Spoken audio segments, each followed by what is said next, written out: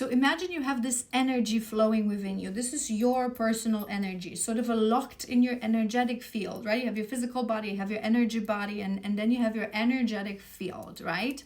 And when you meet another person, you start forming a relationship, we gradually are supposed to give access to this energy, to this person. Again, what we've mentioned before is going to be very important to understand which relationships are one-way street, which relationships are two-way street, and that is absolutely okay. So when we want to develop that two-way street relationship, which is friendship and romantic relationship, and we are opened, vulnerably opened, again, we're talking about a healthy situation. So we have that self-love, we have that self-worth, we have a foundation of secure attachment style.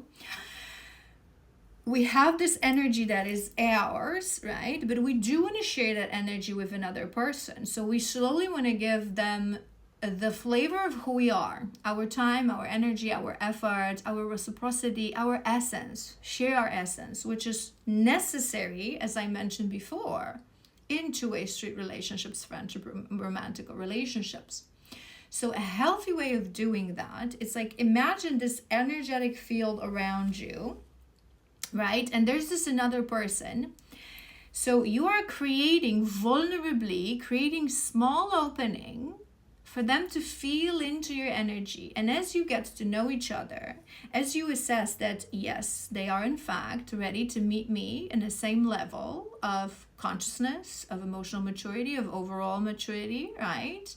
Of their expectations, of what they seek in life, where they are in life, I'm going to be opening in more and more and more and more and more. And ultimately, when you feel into this person and they feel into you, and you start to understand, man, this is really my true soul connection, right? Because I am whole and sovereign, they are whole and sovereign. We're opening our energetic fields for each other, and we realize this is a true soul connection. I want to build something with this person.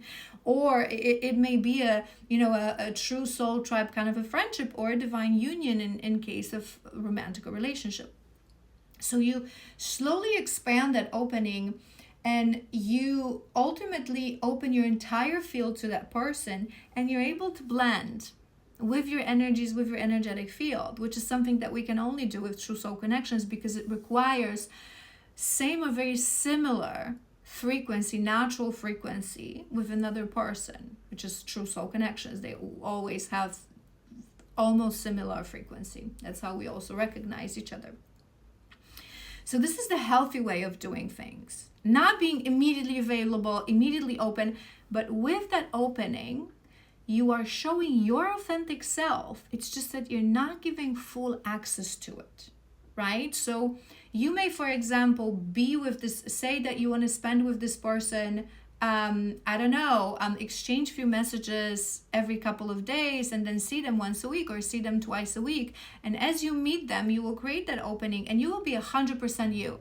100% you, authentic, amazing, just who you are.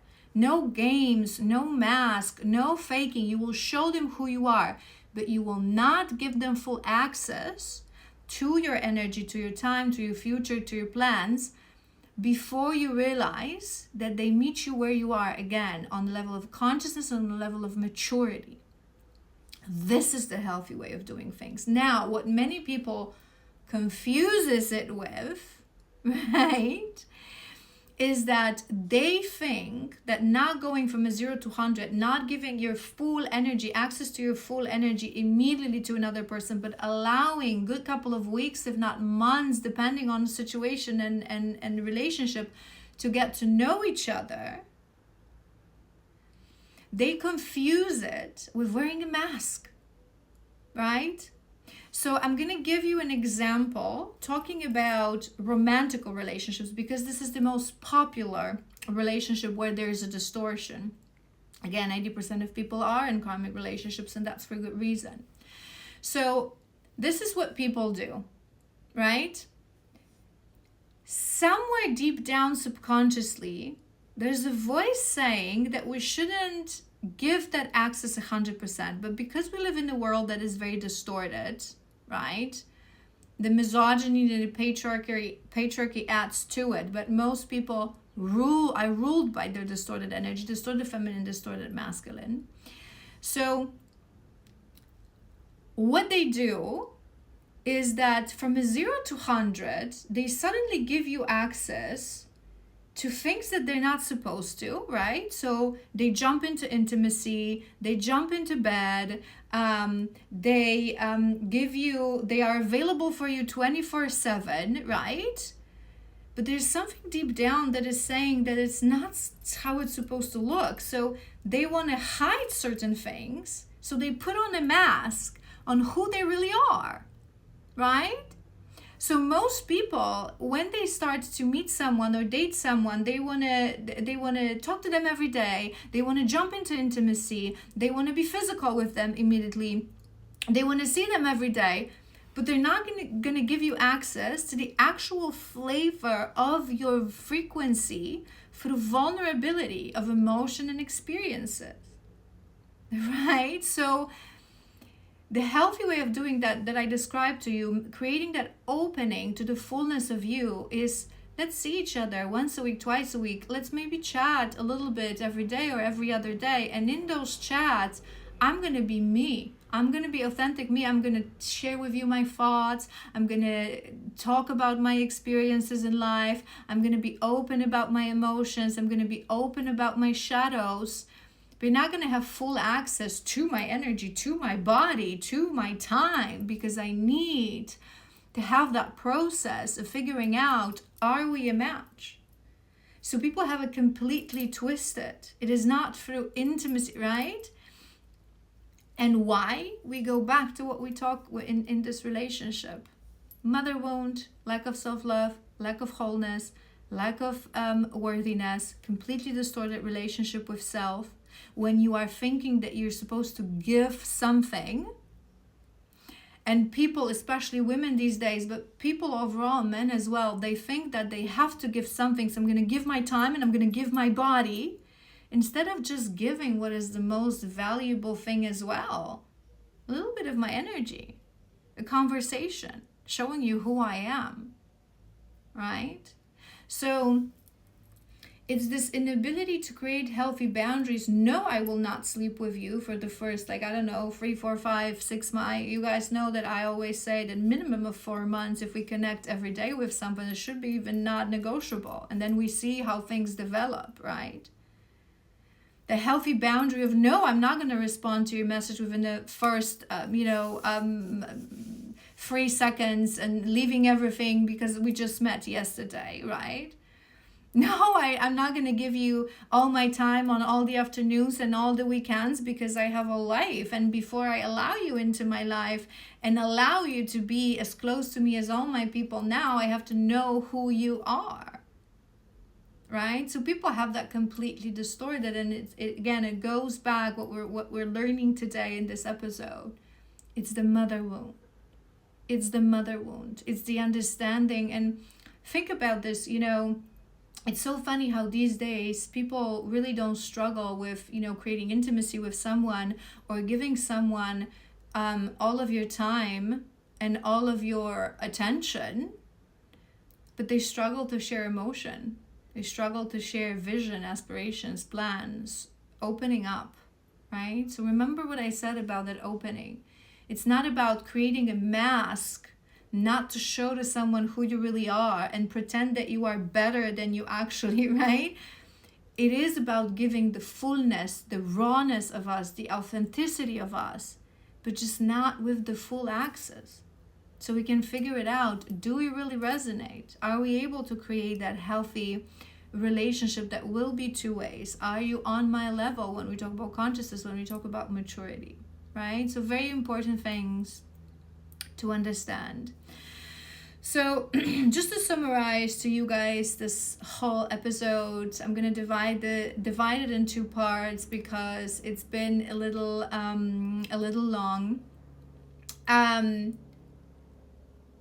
How we form relationships, whether we are capable of developing secure attachment style when a relationship is deprived of codependency, deprived of toxicity.